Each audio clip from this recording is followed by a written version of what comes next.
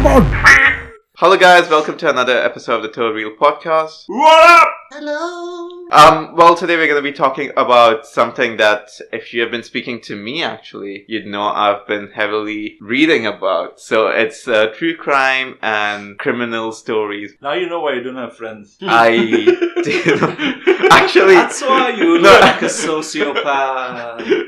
Actually, when I said that, if you've been talking to me, I'm pretty sure no one knows because they're not talking to me. You're talking to me. Nobody gives me face though. Just an advisory, there are 2 cameras placed in this room. Wait.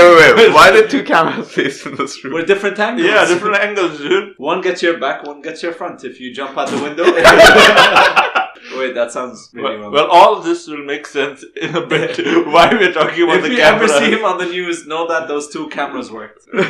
Well, I mean, I think Kuwait doesn't care of cameras. Like, have you ever seen a CCTV yet? Yeah. Where? Yeah, there's Dude, everywhere. No. Every there's Kuwait Insta pages, this robbery happened, this one jumped here. Remember one time there was a guy who pretended to be a woman or something? Oh yeah, the bank. Wait, what? Where the hell were you? I wasn't here. This was last year. Maybe last year. A few months back was last year. There we go. What's the story? So basically there's this guy, presumably a guy, he looked like a He guy. looked like a guy. Entered a bank with a fake gun or a real fake gun. With a fake gun. No, with a gun. Definitely no gun. No real gun, I mean. Yeah, no real gun or whatever. And he went to the teller, said give him the money. They captured him on CCTV. And I think he just got around to the block. He went to Sultan Center, wanted to buy something, he got caught. Damn it, I need some cigarettes. Give me the money. Give me the money. How I much do just you need? plugged in Sultan Center. Oh, okay. Sorry, Sultan. He just got caught somewhere. I don't know where. Alright. They'll just be like, how much do you need? 3 KD. Get some Kit chips. Imagine the person at the teller just removed it from his wallet and was like, yeah, I don't want it to be a big situation. He gives him a 5. Thanks, man. You know what? I'll steal everyone's money except for you. Obviously, there would be CCTV cameras in the back. Yeah. Moving on. In terms of crime shows or TVs, any stories also, have you been following? Like, I have a huge interest since ages, but then true crime, has just taken over me in the last few months. What do you mean by true crime? What do you mean by taking over? That's what I want to know. Yeah. First, define what's true crime. Okay, so I haven't seen you at work recently. So true crime is basically actual stories that have been happening in the real world. So obviously, you would be reading O.J. Simpson. Yeah, I mean, there's so many stories out there which are maybe related to kidnapping and murdering and more drug related as well. But these are more to the extent that it sounds fictional to some extent also. Oh yeah. Just because of the fact that how bizarre they can be as well. They actually happen in the real world. Okay. So, now coming to Jason's question, that makes more sense. Oh? Me not being at work? No, why are you into it? Oh, why am I into it? Alright, so I mean, He's hesitating, guys. We should have brought a lie detector. Okay, so do you know it's you have a part of you which is always intrigued to find out what happens next? I think this sounds exactly like what Dexter said before he started becoming serial killer. Well, Balance, keep those cameras on. You're like, I want to see what happens when this knife goes book. I can make this knife disappear. Ooh, if I put it inside you, it turns red. If Magic! I need some ketchup. Ketchup on these French fries. No, but basically it's if you go to a clickbait website and they just put the next line, you won't believe what happens next. It's that kind of a thing. Because most of these stories are like that. So you're fascinated by murder. I am fascinated by true crime stories. Okay. And even... you're inspired by them. Not inspired. I'm fascinated. I want to live up to them one day. I look up to them. I'm sure this podcast is going to be taken down by what you talking about? Cybercrime. If we don't see Khaled, then at least we know where he is. This is insane asylum wrapped up. My name is Katie Khaled. See, more than the murderer side, I like the investigation side. Just because they have to work with nothing to figure out everything. Does that make sense? It's not always nothing, but the thing is, the forensics are insane. Yeah. If somebody left like a pube under the microwave, they'll find it. I swear, there was this one story I was reading. So it was obviously we're gonna come to different stories later on, but there was this one story I was reading earlier today. So it was a mother and a daughter who were killed. So the mother was like killed immediately on the spot, and the daughter was like kind of kidnapped and all, and something happened to her, and they killed her after that.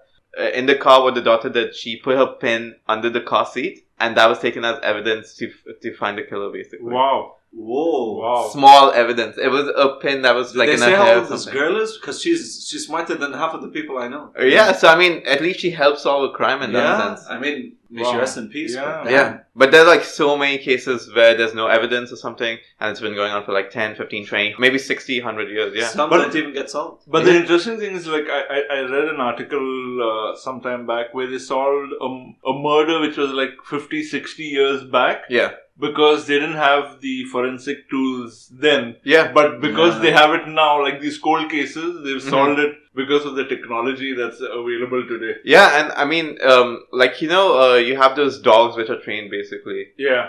Even they are not trusted, like they are relied as a source, but then like the new technology that they have, that's more authentic to some extent. True. But what surprises me is, like, let's say with this story that Valley said, 50, 60 years. Imagine a cold case for 50, 60 years. Who's going to be like, you know what? I feel like opening back this case.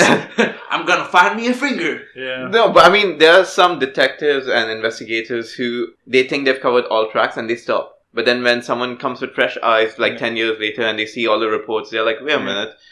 Maybe someone said this and they never followed up. Should we go back to them? And then they follow up, and then they find new evidence, and then they move in that I think it direction. also depends on, like, we sometimes complain about our work. Cops, imagine the number of crimes that happen, the number of cases that come through. Yeah. So things, if there's no headway somewhere, they're just like, okay, let's park this and come back to it and solve something else. And then I think it just gets pushed on. I think what sucks for them, like how I was saying, like you are intrigued to find out what happens next. Yeah. If they are not able to solve the case, then they are like, how do I close this for me? Yeah. They're keeping it aside because they can't find anything else after working on it for hours. Yeah. But then they're not able to find anything, and then after 20 years it gets solved. They're like, how did I miss that? There might be that kind of a... What a job. Yeah. It's a lot of pressure, I guess. Just before we move into true crime specifically, are there any kind of, as I was asking before, are there any kind of like entertainment available out there, like in terms of TV show, movies, or novels or so, that you're interested into, like for crime and so? I think I don't really watch what you would define as true crime. Yeah. I just watch normal stuff. Like I was a big fan of Bones, the TV series. Oh, yeah. Because I think that's a little similar to because they are like cases which are like really complex and they use forensics to solve it. I like CSI a lot. Miami? I used to like all Miami, New York. Miami? No, wait, Miami had that guy who used to remove his... that guy was badass. Jetro is the other 24. Guy.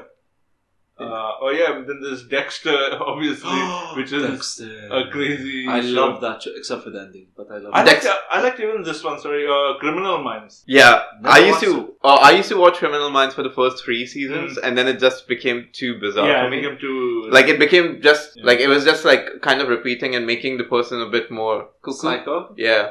But then, it was a really good show. Yeah. What about you, Jesse? I don't know about true crime, but like definitely Dexter. That was definitely one of my favorites. Sherlock. I mean, Sherlock isn't obviously true crime and all of that, but I mean, Sherlock wasn't, a real person. Yeah. And I mean, obviously some parts from the movies and the shows were fabricated, but he was like a genius, and the things that he found out, they're still using to this day is like his methods. So that's... And especially Benedict Cumberbatch playing him. That's amazing. Awesome. It gives a good insight as to the way they would think. Yeah. Because that's how he gets into their head. He sees a person and then he kind of deduces them to, okay, what's their backstory basically. Yeah. And he figures it out in his head. Like and the then, shoes, does he have like clay on it or something? And then he decides whether they will be helpful or what's going to happen next. Have you guys ever seen The Mentalist?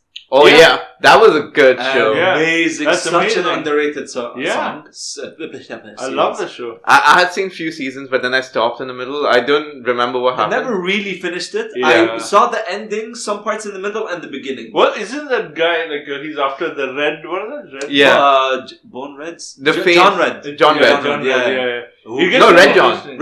Red John. Who put the smiley face on the wall. Exactly. The show is really cool, actually. Yeah. I think we should watch it again. It's so sad. There's some moments that will like break your heart. His daughter dies or something like that. His daughter and wife were murdered by Red John. Right. And the reason why they murdered him, he murdered them, was because of him. He called him out. And then he ended up killing them. Yeah. And he felt all that guilt throughout. Oh gosh. So that's why he has like, that sarcastic thing, but sometimes like the memories come back. And there's like one season where they actually like get close to the whole story of what happened and it gets really emotional. Oh gosh. It's a really good watch. I have to watch it again. I can think of a couple of movies also. One of them is Gone Girl, which I loved. Have you guys watched it? Gone Girl? Yes. That was a very good movie. That's a bit old. It was such a good movie in the sense that you do not expect the twist. No. And bitches are crazy. That's why I said be crazy. Yeah, like I watched a movie with one of my friends and after the movie I turned to her and I'm like, bitches are crazy. What? Yeah. Like, Wally, you have to watch it. And then there's another movie called Searching, which came out I think last year, which is also a really good movie. It's the guy who was in Khaled, the Chinese guy. Oh. John Cho, I think that's his name. Well, Korean, but yeah. Yeah. If you want to be racist. Yeah, so it's basically him. His daughter goes missing, and he looks for her. It's a very good story and amazing direction about it. I've never seen it, but it looks really good. I like his acting. I've never seen him in a serious movie. Serious role, yeah. His role's been high. And I think you've only seen Howlin' Come Out. That's White Castle. That's a good movie. Yeah. That was awesome. Right, so just moving on to this topic because I have a couple of good stories to discuss with you. So what we're going to be doing is I'll just be sharing, let's say, the case to some extent. Okay. And what we're going to be doing is I'll leave it out for you guys to figure out what happens. And then I'll share a bit more evidence and then we'll see how it goes. So these are couple of... so do we get to choose characters, like who we are? Ooh, I'm going to put my Sherlock hat on. Oh. Yeah, that's what you're supposed to do. Sherlock wasn't a fucking redneck. Alright, my name's Sherlock. I'm from Alabama. Right. He could be. Yeah, I can make I thought you'd be Lucifer. Ooh, yes. Sorry, guys. Yeah. So he's Lucifer. Who are you? I actually wanted Sherlock, so I put Lucifer on the table. I'll pick Lucifer any day. Oh, man. Right. Well, I mean, if you guys can't solve this, then you guys are not Lucifer. Oh. That's on the table. Okay, then for the Indian audience, I'm ACP Pratimanya from CID. Backstory. So it's like a FBI kind of a thing in India. It's not FBI. No. I'm just trying to equate it to some extent. Okay. And the show was going on for like 30 years or so. It's still going on, I guess. Yeah, and it's one of the most bizarre shows. Oh, it's a show. It's a TV series. I thought it was like a sect of like the government. No. It's their team leader. So it's basically like Criminal Minds in India, but it's like a very bad, low budget one. It's really cheap. They basically take movie plots or American TV series plot and just use them in India. Wait, can you imitate the guy? Like who you said? It's more of a video thing where we're like, it's in Hindi like Daya, kuch to gadbade, Daya. And I think it's a comedy now. You can't define it in any other genre. Oh my god. So wait, you're going with... I'm going with ACP Pratimanya. Okay. And you're going with Lucifer. So we're going to imitate him throughout? No. That's what's on the table. If you solve the case, you are them. But if you don't, then you're not them. Well,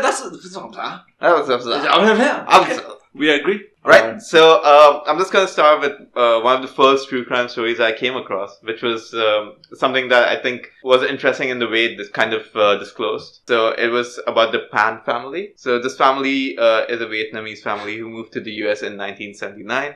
So the husband was Han Pan and the wife was Big Han. I'm sorry. So here we are, Frying Pan, his brother Han Pan. And his little sister. And you can't steal it. Uncle Walk. I'm so sorry, Khaled. Every time you said Pan family, Pan this, I lost it. You know what's funny? Imagine you're like sitting there after this happened. Imagine you're just like, okay. So, tell me what's up. Woman is crying, the father is crying. With the Pan family. No, come on, seriously. A person just died. No, really. I'm Mrs. Pan. This is Mr. Pan. Oh. And Frying Pan got burned last night. Their house burned down. Damn it, skillet kept flipping. It's over. Apologies, we're not. Oh God, we're not really this. I think they've been through enough. Yeah, we're really sorry. Oh, the Pan family or this audience? I think both. Sorry to both. Right. So I'm just gonna skip the names. Every time you say the name, just like okay, I'll just say husband and wife. Yeah. Okay. Is the names relevant to this, like to the crime? The people are relevant, obviously, because it's the Pan fucking family. Yeah, exactly. It's the Pan family crime story. All right. Okay, so they moved from Vietnam to America in 1979. They have 2 children. Their older daughter is Jennifer, and their younger son is Felix. Oh. Yeah, American-ish names, right? Oh, okay. Yeah. In around 2004, once they were doing a good living, they moved into a large house. They had a stable lifestyle, and they could afford like big cars like Mercedes and Lexus and all. So I mean, they were quite well on in that sense. So the family, especially the husband, were known to be tiger parents. What do you mean? So that's basically like being very strict. So they would basically Asian families. Asian families, yeah. So they would be like, you're gonna be doing this for your education. You're gonna be going here. Oh, you're the gonna typical. Be, exactly. So the father would be accompanying the children after school, monitoring their extracurricular activities, and basically controlling them overall. The mother would try to limit him, but then she would support him at the end because he's a father, right? Yeah. For example, by the age of 22, Jennifer, the daughter, she hadn't gone to a club, she hadn't been drunk, she hadn't gone for a vacation without her family. So it was that kind of strict in that. That's Khaled. But she's the older. He looked at you and then wanted to say wait, never mind. But she's the older daughter, so okay. I'm the younger sister. So he wanted his daughter to be a doctor and the son to be an engineer. Wow. And that's really mapped out, man. Yeah, and it was going quite well because his daughter was proven to be a grade A student, like a piano playing daughter. So she would have she would tutor kids and all that, and the son went to engineering school basically. In 2010, what happened? 3 male black intruders entered the Pan family's house. They asked for money. They confronted the wife in the living room. The husband was taken downstairs. The girl Jennifer was upstairs, and the brother was in university. And she heard footsteps, and she kind of tried to hide behind the door, basically. But then she saw a gun. Sorry, this is the sister. This is Jennifer, the daughter. Jennifer. And the brother was in university. Oh, okay. So she sees the door open, and she sees a gun shadow kind of a thing, and then she kind of freaks out, and then they take her and they tie her up, and basically they ask for money. So she gives around $2,500 from her tutoring, and around $1,100 from her parents' nightstand, which was there. The father said he doesn't have any money in his wallet, and then they keep shouting and saying "shut up." They tie Jennifer upstairs to a banister next to the staircase. Okay. And they take the parents down. The gunman throws a blanket over the parents' head. There were 5 gunshots taking place, and the wife's last words were, "Please spare my daughter's life." And they shot the wife, and they left the house. Jennifer calls 911, and she explains the situation. 34 minutes into the call, they hear a screaming of pain. It was the father. He was hurt, but he wasn't dead. Ooh. The father was taken immediately into coma. Not much was stolen, but the money that was given was taken away. So initially, the thoughts for this case was it's a home invasion. What do you think about that? So does the father live? The father lives. No. Only the mother dies. The mother dies. The daughter is tied on top after she gave the money. Okay. The mother says, "Please don't hurt my daughter." And they leave after they shoot the mother. The father gets, I think, shot on the head, just because there was a towel or something. It just goes past him. So he gets injured severely. and he's in coma. Time to put our thinking caps on. Yeah. So your question is whether this is a home invasion, like a home breaking invasion and entering, like yeah, but it's gone wrong because maybe they made a lot of noise or something. Okay. Or whether it's a planned murder. Yeah. And like, who could it be? Like, because there were 3 different people who had come in. Usually for a home invasion, I mean, would you really go 3 people into one house? No, I think for B&E, you'd always go with more than one person. Because you want somebody to keep a watch, depending on number of people that are there in the house. You want somebody to go and get the money. The fact that they came with guns means that they came to get what they want. Now, whether what they want is the money or whether it's to murder someone, that's the question. Yeah. For me, I mean, I don't see the point why they have to murder the families and leave the daughter alive, because if the daughter's obviously seen them, right, so she can identify, so why is she not dead? They shot both the parents. Obviously they thought probably that the father is dead because they themselves put the towel and shot him, not realizing where it's hit him. The mother is dead. So I'm saying that they came for robbing and it went wrong.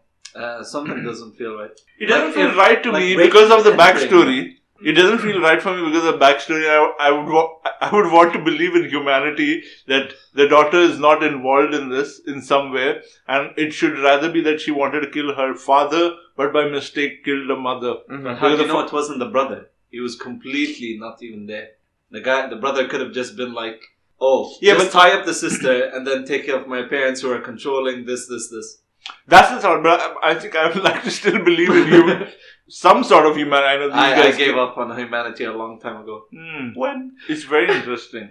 They took John Wick's dog. Okay, so were there any other things like clues? Joshua, do you want to add anything? So do you think it was an home invasion? Like no, not a home invasion. Do you think it's the brother's side? I feel like it's one of the siblings. I don't think it's the daughter, but it would be very smart to play the daughter. One, if she actually saw their faces, why didn't she just identify them? That's the only reason I feel it's the daughter. And the second thing is she can just be like, okay, tie me up. Yes, it will hurt or blah, blah, blah, and kill my parents. I mean, the father was an unfortunate mistake that the plan didn't go to, but he still went into a coma, so it worked out in her favor. Okay, maybe I want to change. I would say maybe it's the daughter. And since they are rich, so probably killing them would give them a lot of inheritance. Right, so I'll just give you some more information now. So when the police show up, and when they look into it, they take the father into coma. They obviously rescue the girl, and they see that not much is stolen. The cars are left, the TV is left, and money is not stolen. Like other money, only the money that was given. So that's the first things they saw. Their first suspicion was the daughter also. Because she was unharmed, like Valence said, like why would they leave her alone? Because she might have seen the faces and all. And their suspicion was leading towards how she made the call, because her hands were tied behind on the banister, which is basically like a stick. Pole, like a pole. Yeah. So how did she make the call? At this point, they said that, can you show it to us? When they started interrogating her, so she kind of showed it to them. And then at this point, the police thought it would be a home invasion. The only evidence they could find more would be from the father's side. And the father was in coma. Yeah. So are you still believing it's a home invasion now? No. With a bit more evidence? Nope. It still doesn't make any sense. Because, she can reach for the phone. But why? Now I'm starting to think that's not the daughter. Because if she actually wanted to kill her parents, why would she want to be there? One, it can clear her name very easily. But secondly, would any person in their right mind, yes, she's killing her parents, so obviously she isn't in her right mind, want to be there while they're killing your parents? That's a whole new level of psychology. Alright, let me put a different perspective on it. This is a story that the cops get to hear. What if this was totally something else? Maybe she likes one of the guys who comes. They come to meet the parents. They have a debate because maybe she's in love with somebody from uni. Or one of her students that she's tutoring. They come home, they like her, or they want to be with her, or she wants to get away. Things get into an argument, and then they kind of attack the parents. Mm-hmm. Because he's in love with the girl or whatever, they don't want... I mean, Damn. the girl wants to protect him and he doesn't want to kill her, obviously. It actually... What if all three were her students? What if they weren't three? What if there was one? Well, Valence is going towards the right direction to some extent. Mm-hmm. So after 2 weeks, the father did wake up from coma, and he said it was a completely different story to what was initially shared. Snap. So, Jocelyn, do you want to share if you're leaning I think towards I'm Valence now? I think I'm leaning towards Sherlock instead of ACP. I mean, you're solving it, pretty much, yeah. You're in the right direction. So I'll give you some more information about the daughter now. Okay. So the daughter wasn't a straight A student. She was actually doing really bad in school. She was lying as a young child, so around 16, 17. In 2013, she met someone in her school. His name was Daniel Wong. He was a part-time drug dealer. Okay. Wow. He wasn't one of the three guys, though. Okay. If there was three guys. Yeah, so she started forging report cards. She never graduated from high school. She lied. She made a completely false history. She even bought a diploma. She went to that extent. Wow. She was saying that she's going to university or whatever, but she was secretly living with her boyfriend in the end. And her mom and dad got suspicious, and they finally caught her in this lie. And they put her in a lockdown for around 2 weeks, where she was limited to only piano lessons and she was given limited access to internet and TV and mobile. At that time, mobile wasn't much, but then they kind of took that away from her as well. And she couldn't see him anymore or get out of the house. Now, who do you think could be, given this new evidence is in place? I would still say... There's a new character added. Yeah, I would add a little more nuance to it. Is since he's a drug peddler, probably he owes money to somebody, and I'm guessing that she's also an accomplice to the whole drug racket, because if she's forging stuff and doing this business on the side, they definitely either owe money or owe something to somebody, and these guys come calling. Yeah, they basically want. Or she doesn't have the money to pay them. So she sets up an idea where they can just come, break into her house, and steal the money from her parents or from all of them. And it's also a win-win situation. Like if she's someone who really doesn't care about her parents anymore, or she's frustrated about being locked down, she could basically be inviting those people to come and attack them, where they get the money and she gets her freedom and gets to be with Mr. Wong or Chong. No more lockdown. She can sit in that Wong Dong. Well, what the father said was it was a completely different story from what she shared, right? So he said he saw his daughter come down and she spoke to one of her men, and it seemed to be a white guy, and she wasn't harmed at that point of time. Okay. Right? Alright. So there's obviously a relation, but it's not her boyfriend. So when you say white guy, you're talking about like Caucasian? He doesn't know because everything happened so fast. It happened within a span of like 10-15 minutes. Okay. So before I disclose who or what happened, do you guys want to make a final assumption? It was the brother. No. It was a brother? Oh, wait, why he wasn't white?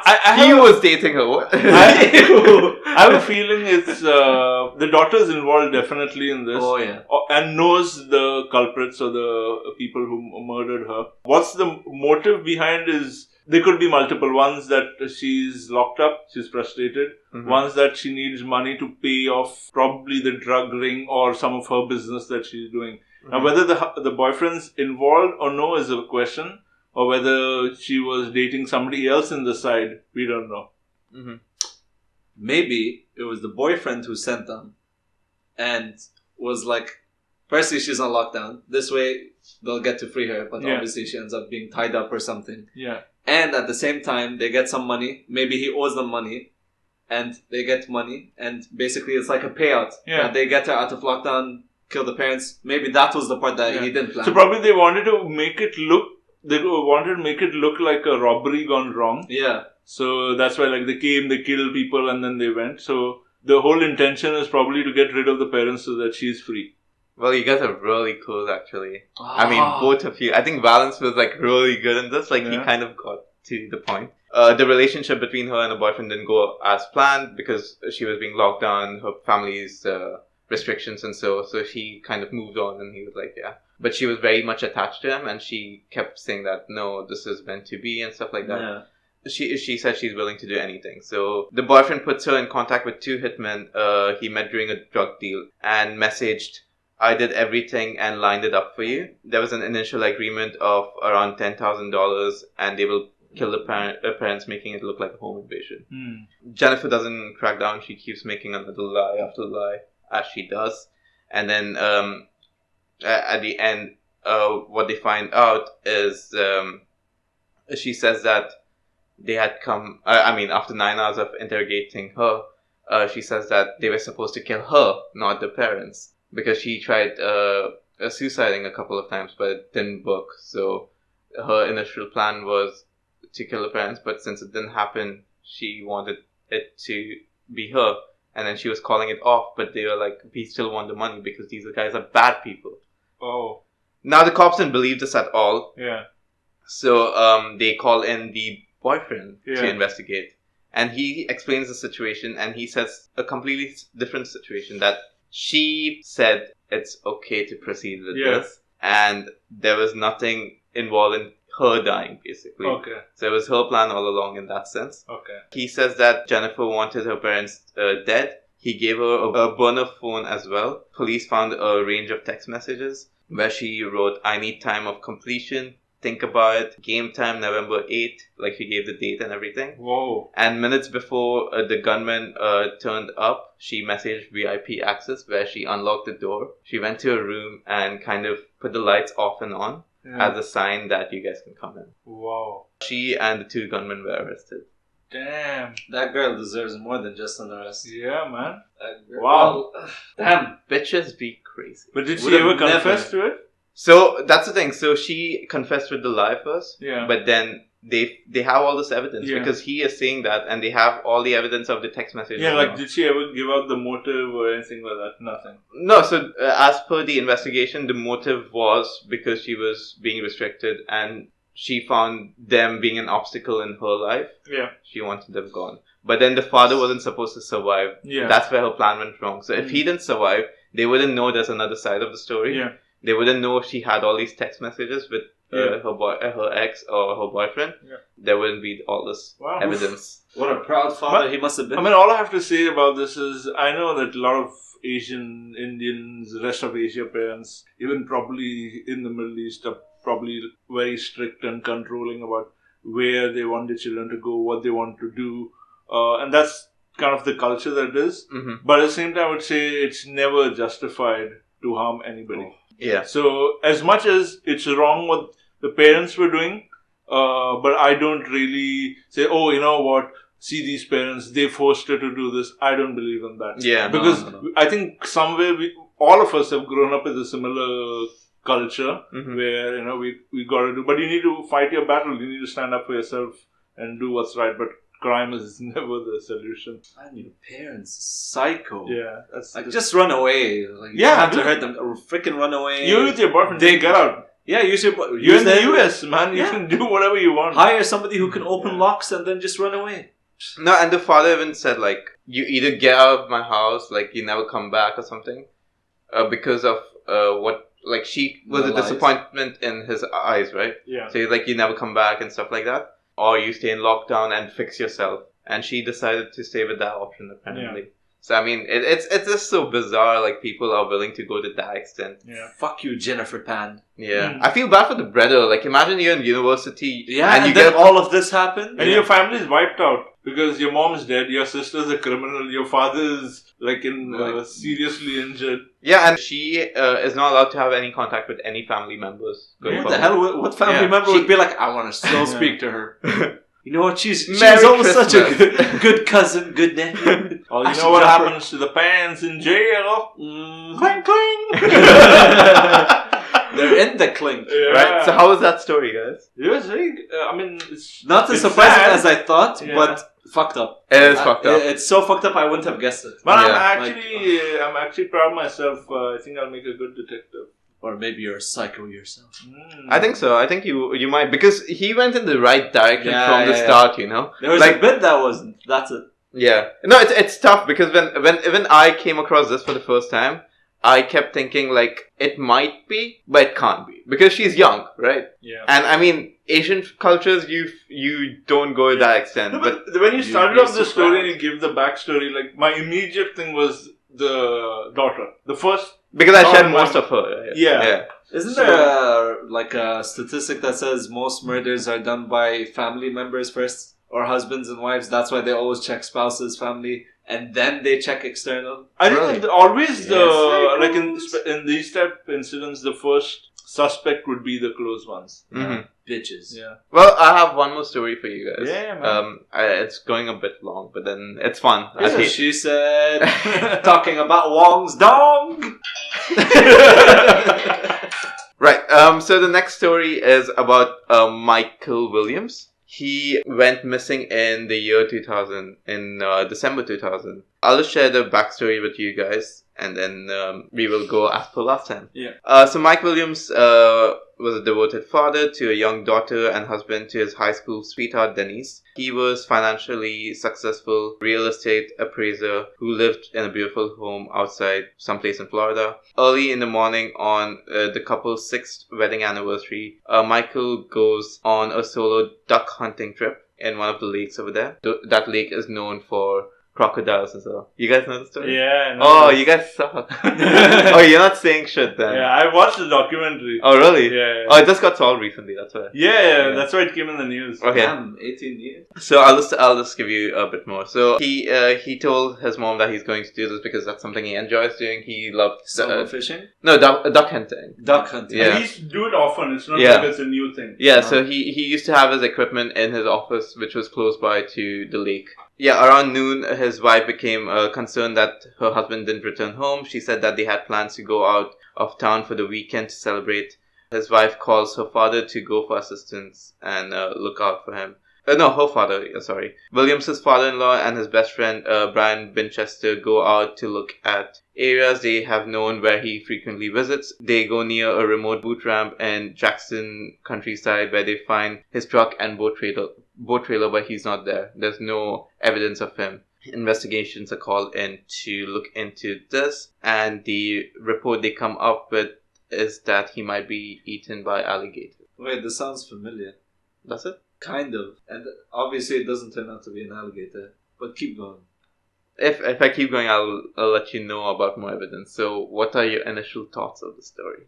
Because Valence already knows what happened. I'll tell you my initial thoughts. Like when I first heard it. It was very intriguing, okay, because I got the story the same way that you narrated it. Yeah. Okay, because I was watching... Everyone got the story the same way. Yeah, the same way. So, at first, looking at where they show you images of where the truck is placed, where the boat is placed, it's quite easy to believe that something's gone wrong at the lake when he's gone out fishing. Yeah. Because... the fact is, the lake that he is gone is infested with alligators. That's a true fact. There have been incidents of alligators and people coming into contact or having a awkward situation. And also, it's known alligators, with the amount of them, they can tear a body and shred it into pieces with no evidence being left or dragged into different places or such. Mm-hmm. So for me, I thought, why are they even showing us this? Yeah. It's not leading to anything. It's not leading to anything. It's basically he's gone out in the boat, he's fallen maybe while reeling in a fish or something, and then he's knocked off and then he's gone. Because he's gone alone. Mm-hmm. I know. There's something that's not right. They all say you gotta think like a criminal. And who is the first person to respond? The alligator. Wife. Oh, okay. The alligator. Hello, 911. No, I wanted to eat. She's the first person because he was supposed to come back for dinner. For the anniversary dinner. And then he didn't come back home. So she was the first one to respond. Yeah, because who else would know? Yeah, obviously she was the first person. She was the only person. She's the only person. And the mom. Guys. She was the only person, obviously because of the fact that they were supposed to have dinner, make love, and then eat mushrooms. But then she went to the father, and then where was the father? Her father. Her father. Yeah. And where was her mommy? Her mom was in her... No, not her... not her mom. His mom. His mom? His mom, yeah, her mother-in-law. His mom knew that he's going fishing. Yeah. But then she found out, like, when because she informed stays everyone. Separately. The thing is, it's still very unclear, because if he does this often, then it's a pattern. Yeah. If somebody wanted to take him out, they would know that the perfect time to take him out was when he was alone, since he does solo duck hunting all the way far out. And then he had plans with the wife. And since she was the first to react, because leaves the father. But why would her father want to kill him? And the thing is, why would anyone want to kill him on his like, what's so special about the anniversary day? Right, exactly. Which state? Florida? Yeah. Oh. Do we really have to go on? I mean, it's so obvious. We've already proven this before. This guy had like one beer, got eaten by crocodiles or alligators, and then came back and died. Right. The investigation took place for a number of days. They call off search after nearly 2 months. As Valence was saying, that they found the boat, they found his shooting gear as well, and they couldn't find any evidence of his body, as in like no clothes, nothing at all from his side. And they call off the investigation after a couple of months, because by the time they got there, it was already dark. They went the next day. They tried finding nothing. His mom started putting like the missing signs and everything. But then from the family side, like his wife's side, a memorial service was held. A few days before the search was officially ended, his wife, Denise, tries to make a claim for one of the several life insurance policies that were sold to him from his best friend, Brian Winchester. What do you think has happened? So, right before... Just a week or so before. She wanted to claim the money? The life insurance, yeah, because it's assuming that he's dead. She's eligible for it. Yeah, she's eligible for it in that sense. Just after, how long? 2 months? After 2 months of looking up. 2 months? Damn, she a cold bitch. Why would you just wait 2 months to claim somebody's life insurance? Mm-hmm. I mean, just putting myself in that situation, and I'm her, and a crocodile ate my husband. Mm-hmm. I would wait more than fucking 2 months. But let me add something more to it. He's the breadwinner for the house. He's gone now for 2 months. She needs money to survive. I mean, yeah, does she not work? I don't think so. Yeah. So we only assume. Mm-hmm. So if she doesn't work, then okay. But then she always has her parents' support. She doesn't really have to go into the life insurance that quickly. Mm-hmm. I still feel like nobody can be that low on money on just 2 months. Something suspicious. Right. So 6 months after his disappearance, a fisherman finds a pair of equipment, floating on the lake. The fisherman notes that he has fished there many times since Michael's disappearance, and he hasn't seen this before. A diver so he obviously informs someone. A diver goes, checks in the area, and finds a flashlight and a jacket. He finds them in good conditions, not slimy. If they were in the lake for like 6 months or so. There was the cheap flashlight was even turned on when it was found. In the pocket of the jacket was his hunting license, Michael's hunting license. What do you think, and how do you think the evidence got there? This was after the search was called This was 6 months after his disappearance. Oh, somebody obviously threw it just to get rid of it. And where was the last place that somebody... But why after 6 months? Oh, I mean... And with the license inside, don't you think, like, maybe the body... I mean, maybe actually the alligators got him, or... Well, if you're going duck hunting, you would obviously need your license. Yeah. It's not harm, as in the clothes are in good condition still. Maybe he's still alive. I see. Maybe he didn't die. What were your initial thoughts, Valence? My initial thoughts is he ran away. Yeah. I thought he ran away, or he kind of, when a person just goes like off the radar, it was like that. So my thoughts were, and we'll come to know in a bit, but my thoughts were that he and his wife planned the whole thing. So they can claim the life insurance. It sounds too... No, I don't know. That's what I was thinking, but I don't think so. I think there's something else. Any final thoughts, Joseph? Because we're very close to solving this. Him and a crocodile ran together. Come on, honey. Come on, honey, to a crocodile. Yeah. Some people... Man, it's Florida. Anything can happen there. Right, so I'll just tell you what happened following from there. A few years later... Whoa, that was a big jump. Denise, the wife, and the best friend Brian get married. Very interesting. As soon as you mentioned... what was it? Wait, what? What? Wait, repeat. Who got married and who? The wife and the best friend. The friend the Winchester guy. Who sold the... who looked for him And then who even sold the life insurance? How convenient. So it was them? We shall see. Keep reading. So actually just this year, after nearly... 2019? Yeah. I think 2 months ago, this case got solved. No, it was 2018. No, this year. So in 2018, Denise filed charges against Brian, where he attempted to murder her. So their marriage didn't go as per plan. They were actually high school lovers, and apparently they were still in love. And their whole plan was they would get rid of this guy. For his insurance? No, Michael, and get the insurance money. But since things went south, like he kind of broke. He had like short temper issues and all, and he threatened to kill her. And she filed a complaint against him, and they went to court. So he was going to jail, but he confessed that they, in the end, killed him. They found his body finally after 19 years. The mother was still putting him as a missing person for all this time. Yeah. God bless that. The only reason the case kept getting attention is because the mother would hold a signboard on the road saying, "Have you seen my son? My son is missing."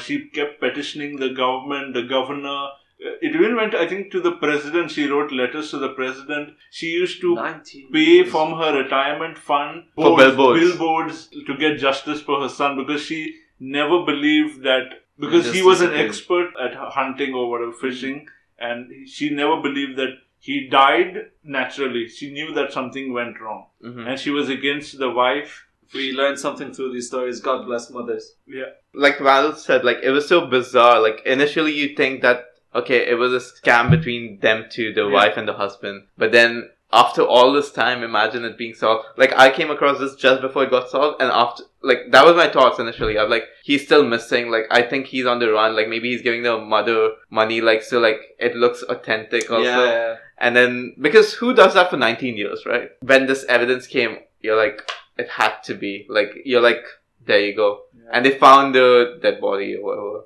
Buried what a small mention of Brian Winchester. Oh, he sold the insurance.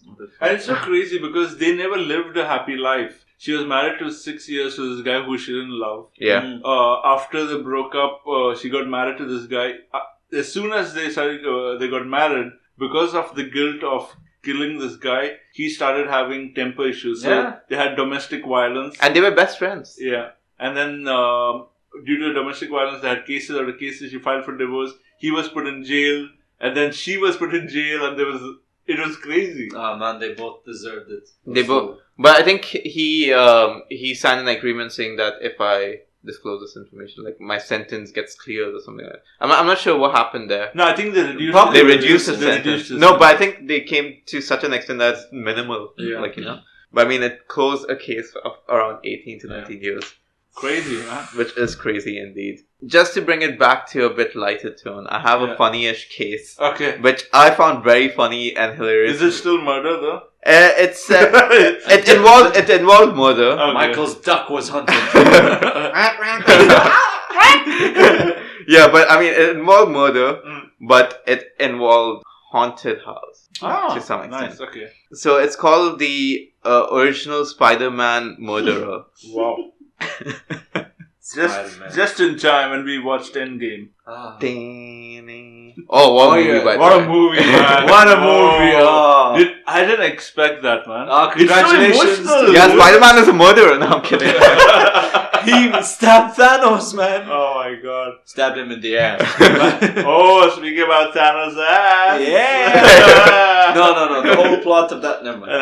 Never mind, guys. Ant-Man is gonna jump into his butthole and expand. Guys, watch the movie. You need to watch it. Okay. Congratulations to the two winners as well. Yeah. Just coming back to the Spider-Man murderer story. One evening, the wife woke up to her husband being stabbed to death in the kitchen. Sorry for the overreaction, but I mean, whoa. Yeah. Police were perplexed because there were no signs of breaking in or entering or any evidence at all.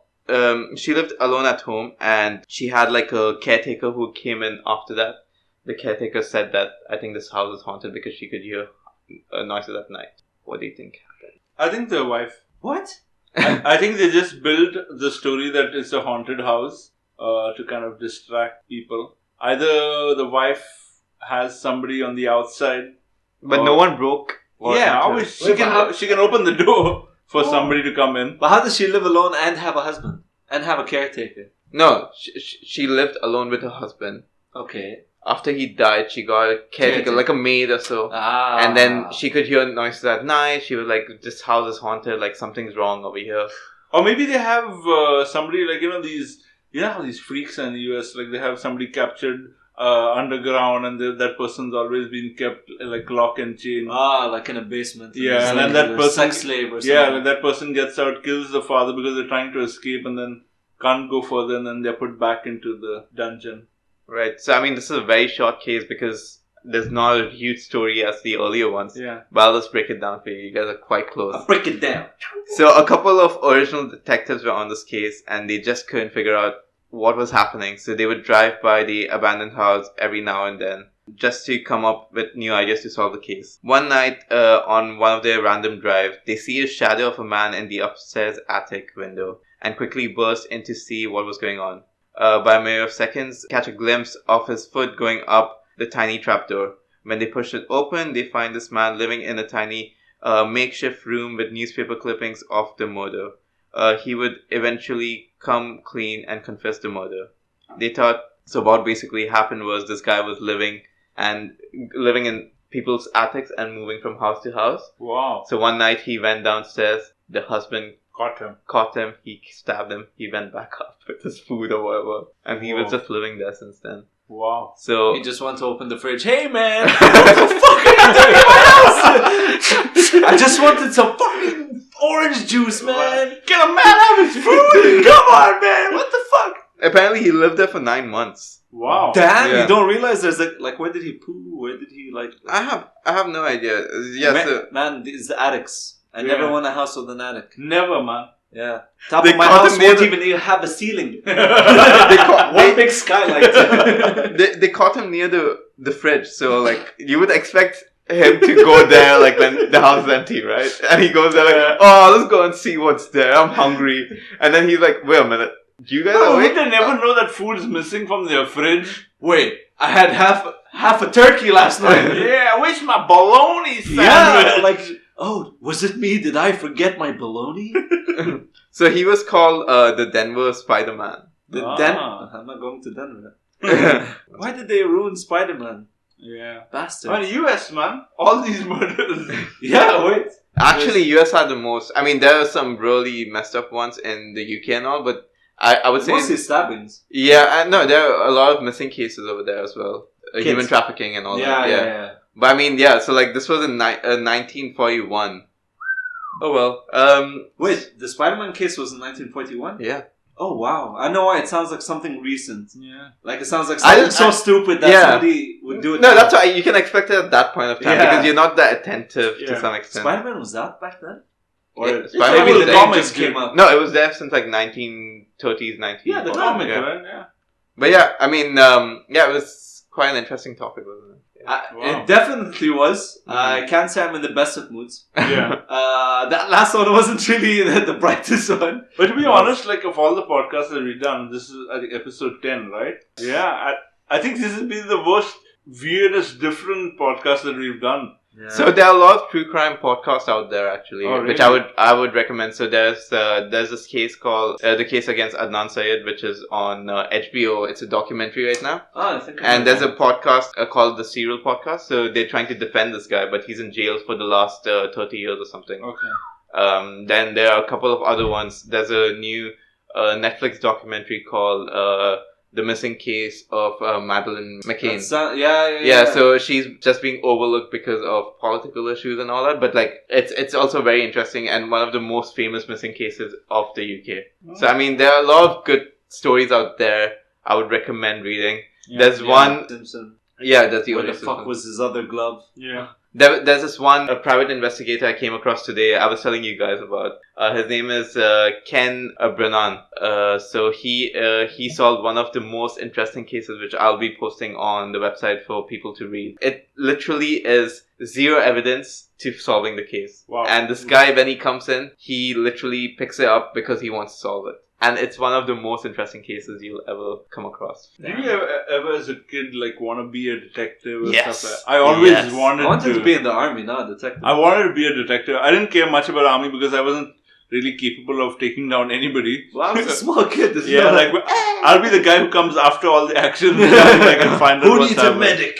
Because I always had a knack of like observing things and trying to figure out mysteries. Yeah, exactly. That's why I like Scooby-Doo. Yeah, I mean, at least you said Scooby-Doo. You should read Nancy Drew, dude. What the fuck is wrong? Nancy you Drew really were never a kid. You were always an adult. Yahoo, What? Nancy Drew. Nancy Drew is What a kind of kid's childhood did you have? Hardy Boys, Nancy Drew, Enid Blyton, these are all kids' books, man. And on that bombshell, it's time to end the podcast. Thank you so much for listening, guys. This week we're not having a second half because we tried doing this in a fun way from the get-go and making it a game as well as solving the case overall. But hope you guys enjoyed this episode. Please make sure you share your feedback with us on Instagram and Twitter. Thank you guys for taking part in our contest last week. We enjoyed the response. Please do share our work, our website with your friends, family. We love the encouragement that we receive through your followers, to the answers. And congratulations to the winner of the tickets. Hope you enjoy the movie like we did. Just so you take it away, man. Don't forget to subscribe to us on Instagram and on Twitter at TTWPod. That's TTWPOD. Bye. Bye. What? What? What? What? What? What? What? What? What? What? What? What? What? What? What?